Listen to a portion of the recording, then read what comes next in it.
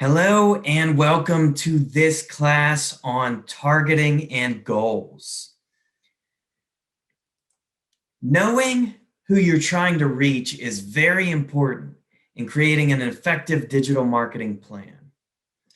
You wouldn't market to a single man in his 20s the same way you would market to a 40-year-old married man with 3 kids.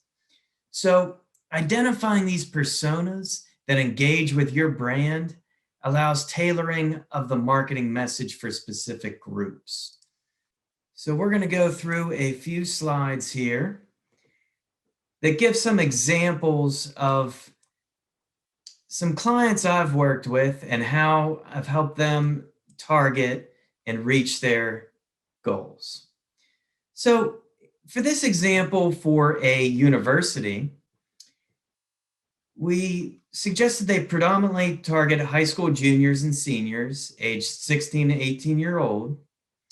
Now, the main goal they had was this was an admissions campaign. So they wanted new students to enroll in undergraduate education. So this is why it just was very obvious that that's what we wanted to target there, that age group. We also wanted to target both men and women, anyone interested in higher education. So with Facebook and targeted display, you could target contextually from people who have shown an interest in education in the past. Additional digitally targeted areas that we explained to the client was we could target people who are athletes or sports fans, fitness and wellness enthusiasts, recreational activities, different things like that. And so this example was specific to an admissions campaign, but if there was a specific campaign, say for, communication students, for example, then we would target people who have maybe shown an interest in graphic design or journalism. So in addition to the targeting, it's important to map out what you want your target market to do. The goals there are to view and engage with our ads. That's some high-level goals here. To recall our ads application message, and to click to learn about the school, and to just in general learn more about it, whether just viewing the ads and especially when they click through to the site. Some deeper goals that we wanted to track and report on were anyone who registered to visit when they came through the admissions ads, because that's an important step in the funnel. When you have an admissions campaign, a big part of getting more applicants and people to go through the funnel is to visit the school. So that's a conversion there. Also to learn about scholarship and financial aid. So anybody that clicks on those links, as well as applying online, and anybody who finishes the application process. So moving on into the fun stuff with personas.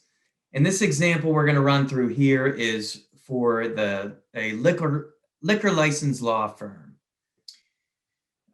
So they have software, and they also have consulting services around getting liquor licenses and for liquor license related business. So first we'll define what are personas. They're hypothetical characters that have particular traits that represent your audience. And we use personas to optimize every steps a user takes when interacting with the company digitally. So this information helps us deliver the best message and experience for the clients. So ways that you could develop target personas is by looking at some of the different audience segments you have and the personas there. One example here is Mary, 33-year-old restaurant owner, typical income, high income, 120 per year.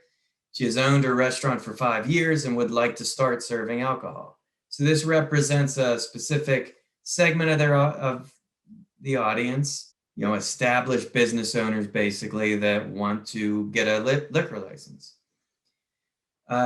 There's another example of John, who's a business executive that wants to do this on the side. He has a very high income, so somebody who doesn't have as much time, but he's starting to distill his own whiskey and is seeking legal advice for someone to operate a still. So it's very helpful to dig into some typical audience segments and map out some specific personas that basically identifying who your clients are. It really allows us to dive deep into creating specific marketing campaigns around these different segments of your audience. That's really the goal of mapping out personas. When you're going through this process of mapping out the personas, you want to look into who are the general demographics of your clientele. What are typical problems the clients are trying to solve? Another factor to think about is what topics bring in the most revenue. Those are the areas you would want to, those are the personas and the different segments of your market that you'll probably want to focus the most campaigns around and partition off the bulk of the budget towards. Now we've talked about personas and targeting, and we've touched on goals a little bit in that first slide, but we'll dig here into setting SMART goals. So when setting goals, we recommend setting measurable ones, also known as SMART goals. It stands for specific, measurable, attainable, relevant, and timely. And when we're setting these SMART goals, let me give you an example. So the agencies I've worked for, we have clients that say, we want to drive brand awareness and sales. Okay, great. So does everyone. What we try to do is drill deeper into what's going to have meaningful impact and measurability.